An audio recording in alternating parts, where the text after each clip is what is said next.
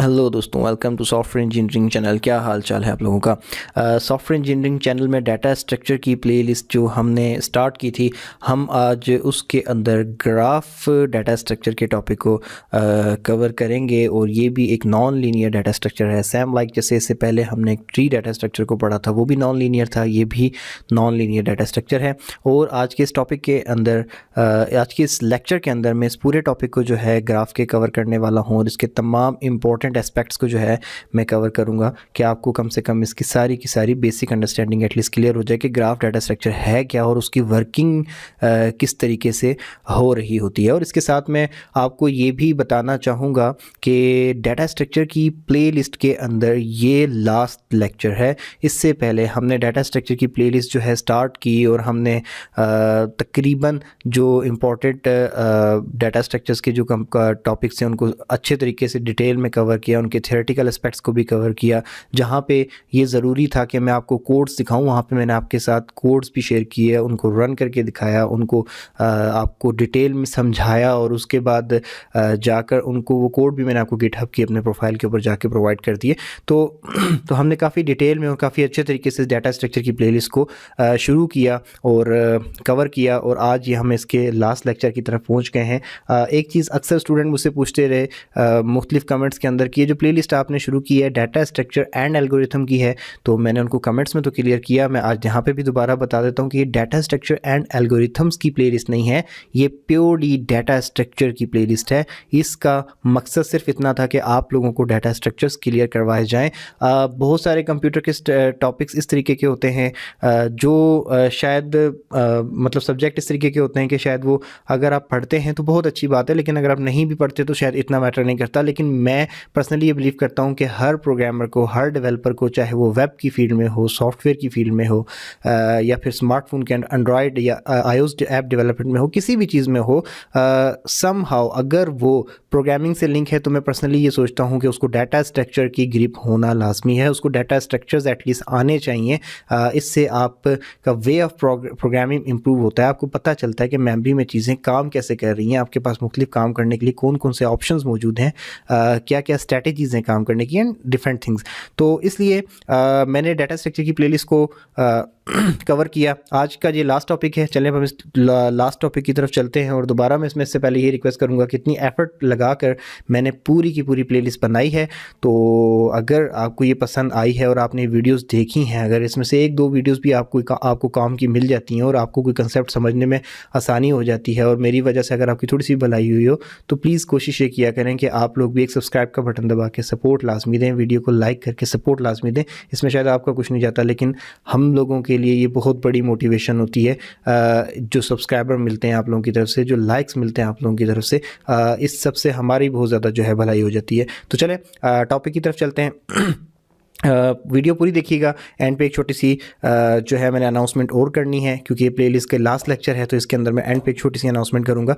तो तब तक वीडियो प्लीज़ पूरी देखिएगा और इस टॉपिक को अच्छे से समझें। मुश्किल टॉपिक बिल्कुल भी नहीं है, बहुत आसान है, आप लोगों को जो है अच्छा लगेगा। तो पहली बात ये कि ग्राफ क्या है, ग्राफ भी एक डाटा स्ट्रक्चर है, एक बात। दूसरी बात ये कि हमने पढ़ा था कि कुछ डाटा स्ट्रक्चर लीनियर होते हैं, कुछ नॉन लीनियर होते हैं। तो जिस तरीके से ट्री एक नॉन लीनियर डाटा स्ट्रक्चर था, ग्राफ भी जो है नॉन लीनियर डाटा स्ट्रक्चर के अंदर आता है। अब ट्री और ग्राफ में क्या फ़र्क है? जो ट्री है वो वन टू मैनी रिलेशनशिप को रिप्रेजेंट करता है। In case if you don't know कि वन टू मैनी रिलेशन क्या होता है, तो मैं इसको इंतहाई सिंपल लफ्ज़ों में आपके सामने समझाता हूँ कि आपके पास लेफ़्ट साइड पे कोई एक नोड पड़ा हुआ है और राइट साइड पे बहुत सारे हैं, तो उस एक पर्टिकुलर नोड से बहुत सारे आगे वाले नोड्स के साथ आपका लिंक होगा। जैसे आपका ट्री का होता है, लाइक एक रूट है ऊपर टॉप पे, तो उस रूट में से हो सकता है कि एक निकल रहा हो, लेकिन ज़रूरी नहीं कि सिर्फ एक ही निकले, हो सकता है 2 या 3 भी आगे लाइन्स निकल रही हैं और उसके आगे फिर अलग अलग नोड रखे हुए हो, तो उस एक रूट का बहुत सारे के साथ, मैनी के साथ रिलेशन होता है, तो वन टू मैनी के रिलेशनशिप को रिप्रेजेंट कर रहा होता है। लेकिन आपकी रियल लाइफ के जब प्रॉब्लम्स की तरफ आप जाते हो, तो हर प्रॉब्लम वन टू मैनी की शेप में नहीं हुआ करता। कुछ प्रॉब्लम्स जो होते हैं वो वो मैनी टू मैनी की फॉर्म में भी होते हैं, यानी कि लेट से आपके पास अगर 2 नोड्स हैं तो वो 2 नोड्स नहीं बल्कि ज़्यादा नोड्स हैं, आपके पास 5-6 नोड्स हैं, तो हो सकता है कि एक नोड जो है वो आगे कोई 4 नोड्स के साथ लिंक हो और वहाँ से भी आगे जिस नोड जो पहला नोड था उसके साथ भी बहुत सारे नोड हो, यानी कि काफ़ी सारे नोड्स के साथ काफ़ी सारे लिंक्स नोड्स आपस में लिंक हो रहे होते हैं, तो इसको आप मैनी टू मैनी का रिलेशन कहते हो। मैं इसको अभी बहुत ज़्यादा एक्सप्लेन नहीं करूँगा या एग्जाम्पल नहीं दूंगा, क्योंकि अभी आपके सामने मैनी टू मैनी के रिलेशन आने वाले हैं ग्राफिकल फॉर्म में इसी लेक्चर के अंदर, तो वहाँ पे आपको क्लियर हो जाएगा। अच्छा, अब इसके बाद एक चीज़ मैं आपको बताता चलूँ कि जैसे ट्री के अंदर like tree graph is also collection of nodes and lines, ठीक है। इसके अंदर भी क्या होता है कि नोड्स होते हैं, वो गोल से जो सर्कल्स बने होते हैं, और दूसरी लाइंस होती हैं जो नोड्स को आपस में कनेक्ट कर रही है। ट्री में भी ऐसे ही होता था, ग्राफ में भी ऐसे ही है, ठीक है। अब लेकिन यहाँ पर नोड्स जो है उनको वर्टिसेस कहा जाता है या पॉइंट्स कहा जाता है, और जो लाइंस है जो उनको आपस में कनेक्ट कर रही होती हैं उन वर्टिसेस को, उन पॉइंट्स को, उनको आप एजेस कहा करते हो, ठीक हो गया। अच्छा, अब एक टर्मिनोलॉजी मैं आपके सामने यहाँ पे और बता दूँ कि अगर एक ग्राफ है उसके अंदर एक एज ई यानी कि जो लाइन है उसको मैंने आपको बताया कि 2 नोड्स को, 2 वर्टिसेस को, 2 पॉइंट्स को कनेक्ट करने के दरमियान में जो लाइन लगाते हो आप उसको आप एज कह रहे होते हो। तो अगर एक एज ई 2 नोड्स जिनमें से एक का नाम U और दूसरे का नाम V है उन दोनों को आपस में कनेक्ट कर रहा है, तो उसको जब आप रिप्रेजेंट करोगे तो वो आप इस तरीके से करोगे, E इज इक्वल टू और फिर उसके बाद ब्रैकेट यानी कि जो बड़ी ब्रैकेट जिसको आप कह रहे होते हो सादा लफ्ज़ों में, आप उसके अंदर UV लिखोगे, यानी कि एक एज E जो है वो U और V इन दो को आपस में कनेक्ट कर रहा है। अच्छा, ये टर्मिनोलॉजी कहाँ पे हेल्प करती है आपको? जब आप एल्गोरिथम्स लिखते हो और आप ग्राफ्स को वहाँ पे रिप्रेजेंट कर रहे होते हो और आप बताना चाहते हो कि कौन सा एज पर्टिकुलर, कौन सा एज कौन कौन से 2 नोड्स को आपस में कनेक्ट कर रहे हैं, तो वहाँ पर ये रिप्रेजेंटेशन आपको बहुत ज़्यादा हेल्प दे रही होती है। तो इसके बाद ये तो मैंने थोड़ा सा एक जनरल इंट्रोडक्शन दे दिया, और इसके अंदर से अगर हम मेन पॉइंट्स उठाएं तो वो क्या क्या है कि graph is a data structure, point number 1। Graph is a non linear data structure, point number 2। Tree और ग्राफ में जो मेजर डिफरेंस है, दोनों नॉन लीनियर हैं, बट इनमें जो मेजर डिफरेंस है वो ये है कि जो ट्री है वो 1 to मैनी के रिलेशन को मैप करने के लिए इस्तेमाल होता है, जबकि इसके बरक्स आपके रियल लाइफ में मैनी टू मैनी के जो प्रॉब्लम होते हैं वहाँ पे आपका ग्राफ आ जाता है। उसके बाद मैंने कुछ बेसिक टर्मिनोलॉजीज आपको बता दी। अच्छा, अब अगर हम इससे आगे जाएँ तो एप्लीकेशन ऑफ ग्राफ्स की बात हम करते हैं। तो एप्लीकेशंस ऑफ ग्राफ क्या है, यानी कि इस्तेमाल कहाँ पे हो रहा है। अच्छा, पहली बात ये कि अगर आप डाटा स्ट्रक्चर के टॉपिक में ग्राफ के डाटा स्ट्रक्चर को पढ़ रहे हो तो इसका मतलब ये बिल्कुल भी नहीं है कि ये ग्राफ जो है ये कंप्यूटर साइंस तक लिमिटेड है और कंप्यूटर साइंस में भी स्पेसिफिकली डाटा स्ट्रक्चर तक लिमिटेड है। ये ग्राफ एक ऐसी चीज़ है कि ये बहुत सारी फील्ड्स को कवर कर रहा है। तो इसलिए मैं ये समझता हूँ कि इस लास्ट टॉपिक को आप पूरी एफर्ट्स के साथ वैसे ही अंडरस्टैंड करें जैसे कि आप बाकी टॉपिक्स को करते आए हैं, अगर एफर्ट से किया है तो, और अगर नहीं एफर्ट से किया तो एटलीस्ट इसको एफर्ट्स देकर पूरे प्रॉपर तरीके से अंडरस्टैंड करें। या आपकी इलेक्ट्रिकल इंजीनियरिंग और केमिस्ट्री जैसी फील्ड्स के अंदर भी ये ग्राफ इस्तेमाल हो रहा होता है, सिर्फ कंप्यूटर साइंस में नहीं हो रहा होता। आपके जो ट्रांसपोर्टेशन सिस्टम है जो आपका चल रहा है एक सिटी से दूसरे से तीसरे के अंदर, वहाँ पर जो रिप्रेजेंटेशन होती हैं बड़े लेवल पे मैप्स के अंदर या फिर किसी सॉफ्टवेयर लेवल पे, वहाँ पर भी ग्राफ यूज़ हो रहे होते हैं। फिर आपकी जो नेटवर्क कम्युनिकेशन सिस्टम है, लेट्स एक सादा मिसाल देता हूँ, आपके एक सिटी के अंदर जितने भी एक किसी पर्टिकुलर नेटवर्क के टावर्स लगे हुए हैं वो आपस में जो कनेक्शन बना रहे हैं वहाँ पे भी कहीं ना कहीं ग्राफ यूज़ हो रहा होता है। एक टावर को आप एक नोड कह सकते हो, वहाँ से एक से दूसरे पे कनेक्शन, दूसरे से तीसरे पे एंड सो ऑन। इसी तरीके से आपके जो इलेक्ट्रिकल सर्किट्स हैं उन इलेक्ट्रिकल सर्किट्स को रिप्रेजेंट करने के लिए, उनको बनाने के लिए कहीं ना कहीं ग्राफ यूज़ हो रहे होते हैं। तो इसकी एप्लीकेशंस तो यार बहुत है, मतलब मैं ये कहूँ कि इसकी ये 2 से 3 एप्लीकेशंस है, ऐसा नहीं है, ये पूरी फील्ड्स को कवर कर रहे हैं। ग्राफ इतनी बड़ी चीज़ है। ट्रांसपोर्टेशन की तो अभी हम एग्जांपल आगे जाकर देखने भी वाले हैं। तो ये देखें, ये मैंने आपके सामने एक ग्राफ बना रखा है। अब मैं मैनी टू मैनी के रिलेशन को थोड़ा सा बताऊंगा, जिसको मैंने कहा था कि मैं आगे जाके बात करूंगा। अब ये देख लो, सबसे पहले तो मैनी टू मैनी वाले रिलेशन की बात कि ये सिटी 1 है और ये सिटी 2 है।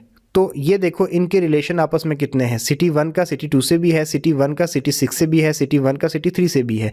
इसी तरीके से सिटी 2 का भी आगे बेशुमार रिलेशन है। तो 2 नोड्स जो हैं वो आपस में भी कनेक्ट हो रहे हैं और एक से ज़्यादा जगहों पे, एक पर्टिकुलर नोड एक से ज़्यादा जगहों पे कनेक्ट हो रहा है और वो दूसरे जो नोड्स हैं उनके भी कनेक्शन वापस इस पर्टिकुलर नोड की तरफ आ रहे हैं। तो मैनी टू मैनी बहुत सारे कनेक्शन आपस में एक दूसरे के साथ हो रहे हैं। तो यहाँ पर ये कंसेप्ट बेसिकली यूज़ हो रहा होता है। अभी ग्राफ की बात अगर हम करें तो यहाँ पर क्या दिखाया गया है, यहाँ पर यह दिखाया गया है कि ये आपके वर्टेसिस हैं या पॉइंट्स हैं। सिटी 1 एक पॉइंट है, सिटी 2 एक पॉइंट है, सिटी 5 एक पॉइंट है, और फिर ये इनके दरमियान जो लाइंस लगी हुई हैं ये एजेस हैं। अब ये देखें ये क्या हो रहा है कि ये मुख्तलिफ सिटीज़ के साथ कनेक्ट हो रहे हैं और एक इनका आपस में एक पूरा का पूरा लिंक सिस्टम बना हुआ है। तो ये आप ये कह सकते हैं कि एक कंट्री के अंदर उसके जो सिटीज़ हैं उनके अंदर ट्रांसपोर्टेशन सिस्टम को बनाने के लिए उन्होंने लिंक बनाए हुए हैं। ठीक हो गया।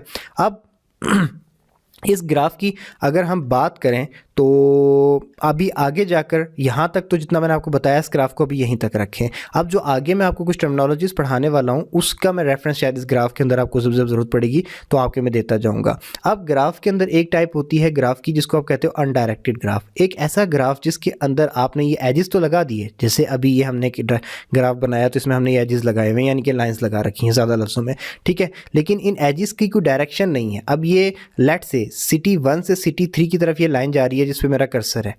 अब आप इसको क्या कहोगे कि ये सिटी 1 से सिटी 3 की तरफ जा रही है, सिटी 3 से सिटी 1 की तरफ आ रही है? आपको नहीं पता, इसमें कोई डायरेक्शन नहीं है, बस एक लाइन मौजूद है। तो ऐसे ग्राफ जिनके अंदर एजेस मौजूद होते हैं लेकिन उनके ऊपर कोई एरो हेड नहीं लगा हुआ होता तो उनको आप अनडायरेक्टेड ग्राफ कहते हो। इसके बरक्स दूसरी तरफ आपके पास होते हैं डायरेक्टेड ग्राफ। जो डायरेक्टेड ग्राफ होते हैं उनमें क्या खास बात होती है, उसके अंदर आप इन लाइंस के किसी एक साइड पे एक एरो लगा देते हो। लेट से सिटी 1 से सिटी 3 की तरफ ये सिटी 1 और 3 के दरमियान में एक लाइन है, मैं इस लाइन के सिटी 3 वाली साइड पे एक एरो लगा देता हूँ तो दैट मीन्स कि ये अब मुझे क्लियर हो जाएगा कि ये लाइन सिर्फ सिटी 1 से सिटी 3 की तरफ ही जा रही है, ना कि सिटी 3 से सिटी 1 की तरफ जा रही है। ठीक हो गया। तो वो डायरेक्टेड ग्राफ होते हैं। अच्छा, ग्राफ दोनों ही होते हैं, ऐसा नहीं है कि अगर डायरेक्टेड ग्राफ मौजूद होता है तो अनडायरेक्टेड ग्राफ की कोई वैल्यू नहीं है। समटाइम लाइन्स ऐसी भी होती हैं जो कि कनेक्शन प्रोवाइड कर रही होती हैं। ये मैंशन करना लाजमी नहीं होता कि कौन सी किसकी तरफ जा रही है, बट द पॉइंट इज़ कि दोनों के दरमियान कनेक्शन है।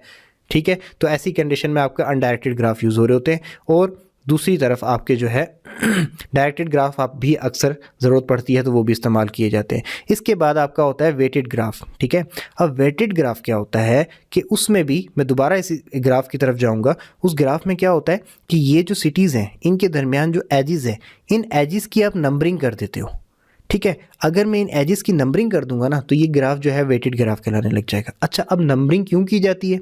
नंबरिंग करने कोई भी वजह हो सकती है नंबरिंग करने की। हो सकता है कि आप सिटी 1 से सिटी 3 के दरमियान जो ये रोड जा रहा है, ये लाइन जो है ये रोड है और आप इस रोड के ऊपर इसकी लंबाई लिखने चाहो कि ये इतने किलोमीटर की रोड है। अच्छा, दूसरी तरफ आप सिटी 1 से सिटी 6 की तरफ जाने वाले रोड की लंबाई लिखना चाहो कि ये इतने किलोमीटर की रोड है, तो आप डेफिनेटली नंबरिंग करोगे क्योंकि किलोमीटर्स तो आप नंबरिंग में ही लिखते हो। ठीक है, तो ऐसे ग्राफ जिनके एजेस के ऊपर कोई नंबरिंग हुई हो किसी भी चीज़ को रिप्रेजेंट करने के लिए, जैसे मैंने आपको एग्जांपल दी किलोमीटर्स को रिप्रेजेंट करने के लिए, तो वो कौन से ग्राफ कहलाते हैं? वो वेटेड ग्राफ कहलाते हैं। इसके बाद आपका एक कंसेप्ट है डिग्री ऑफ नोड का। ये क्या है? The number of edges a node contain is known as degree of node. In above example, degree of city 4 is 3. यानी कि एक नोड के साथ जो पर्टिकुलर कितने एजेस कनेक्ट हैं इस चीज़ को आप उसकी डिग्री कहोगे। अब सिटी 4 ये एक नोड है, इसके साथ कितने एजेस कनेक्ट हैं? 1, 2 एंड 3। तो इस एज की जो डिग्री है वो क्या होगी? 3 होगी। अच्छा, ये डिग्री ऑफ नोड का कंसेप्ट था। मेरी कोशिश ये होती है कि सारे के सारे जो इंपॉर्टेंट कंसेप्ट हैं वो मैं कवर कर दूं। इसके बाद दोबारा एक आगे मैंने एक ग्राफ बनाया हुआ है।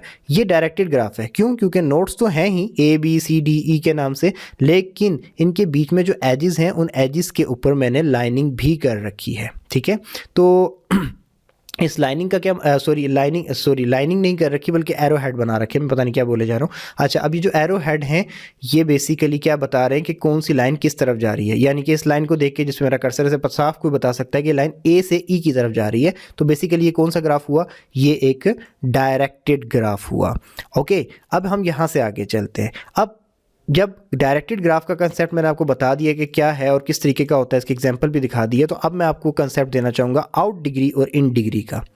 Number of edges coming out from a directed graph. एक डायरेक्टेड ग्राफ जो है उसके अंदर जो नंबर ऑफ एजेस किसी ग्राफ के नोड से बाहर आ रहे होते हैं उसको आप उसकी आउट डिग्री कहते हैं। ठीक हो गया। जबकि जो नंबर ऑफ एजेस जो किसी ग्राफ के नोड की तरफ जा रहे होते हैं उसको आप उसकी इन डिग्री कहते हैं। ठीक है, अब हम ऊपर वाले इस ग्राफ की अगर एग्जांपल लें, जैसे कि मैंने यहाँ पे बताया हुआ भी है, in the above graph out degree of A is 3। देखें, अब ए से कितने एजेस बाहर निकल रहे हैं? 3 निकल रहे हैं, तो इसकी आउट डिग्री क्या है? 3। जबकि इसके अंदर कितने एजेस आ रहे हैं? इसकी तरफ कितने एजेस आ रहे हैं? एक भी नहीं आ रहा, तो इसकी इन डिग्री क्या होगी? 0। तो आप इसको कैसे लिखोगे? 3,0 एक ब्रैकेट के अंदर, ठीक है। अब हम बी की बात करें तो बी में कितने एजेस आ रहे हैं, एक आ रहा है, और बी से जा कितने रहे, एक जा रहा है, तो इसकी in degree and out degree दोनों 1 1 होगी, तो हम इसको इस तरीके से लिख देंगे 1,1। ठीक हो गया।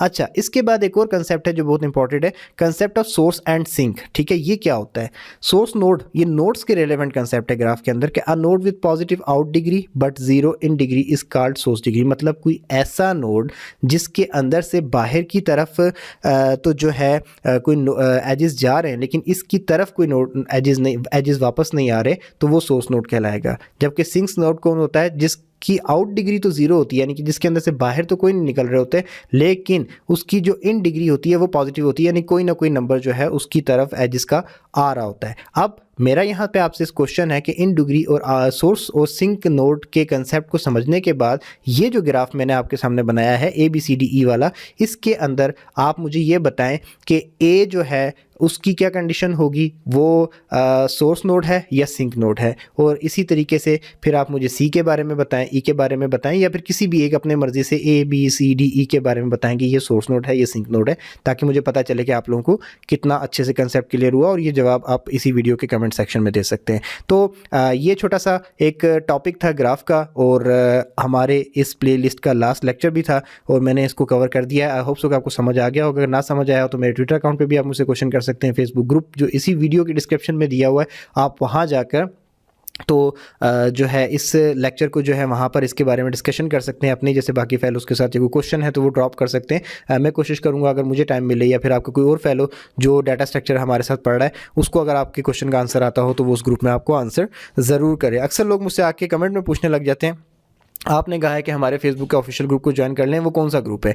यार देखें, अगर मैं किसी चीज़ का आपको बोल रहा हूँ कि आप हमारा फेसबुक का ग्रुप ऑफिशियल ग्रुप जो है वो ज्वाइन कर लें, या फिर मेरे ट्विटर अकाउंट पे मुझसे बात कर लें, तो दैट मीन्स कि वो सारी की सारी चीज़ें जिनका मैं जिक्र कर रहा हूँ वो इस वीडियो के डिस्क्रिप्शन में होंगी। तो आप क्वेश्चन करने से पहले कमेंट में एक दफ़ा डिस्क्रिप्शन चेक कर लिया करें। सारी इन्फॉर्मेटिव चीज़ें, जितनी भी इन्फॉर्मेशन वगैरह मैंने आपसे शेयर करनी होती है, मैंने वहाँ पर आप लोगों को दी हुई होती है। अगर वहाँ पर ना हो तो फिर कमेंट में पूछ लिया करें, कि जैसे मैं अगर वहाँ पर देना भूल गया हूँ तो फिर आप कमेंट में पूछेंगे तो मैं आपको रिस्पॉन्स कर दूंगा। अच्छा, तो आई होप सो कि ये वीडियो आपको पसंद आई होगी। अगर अच्छी लगी हो तो प्लीज़ लाइक कर दें, और चैनल अगर इन्फॉर्मेटिव लगे तो प्लीज़ इसको सब्सक्राइब कर दें। और जो एक छोटी सी अनाउंसमेंट मैंने आप लोगों के साथ करनी थी वो ये थी कि कुछ ही दिनों में कुछ लोगों का स्टूडेंट की डिमांड थी कि नोट्स जो आप यहाँ पर स्क्रीन पर दिखा रहे होते हैं, जिसकी बेस पर आप डाटा स्ट्रक्चर पढ़ा रहे हैं, काइंडली ये नोट्स आप जो है हमारे साथ शेयर कर दें। तो इस बारे में मैं आपको इतनी सी जो है ना एक अनाउंसमेंट करना चाहता था कि कुछ दिन वेट करें, और इस वेट के टाइम के अंदर आप लोग जो है हमारा जो फेसबुक ग्रुप है वो ज्वाइन कर ले, जिसका लिंक इस वीडियो के डिस्क्रिप्शन में मौजूद होगा। ठीक है,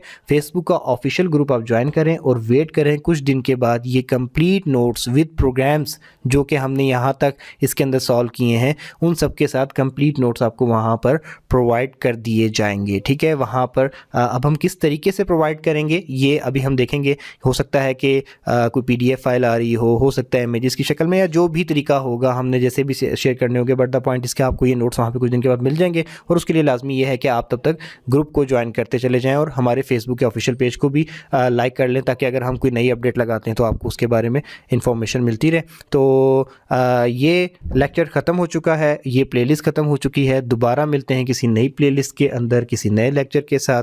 तो प्लीज़ चैनल को लाइक करें, सब्सक्राइब करें और वीडियो को लाइक कीजिएगा। दोबारा मिलते हैं। अल्लाह हाफिज़।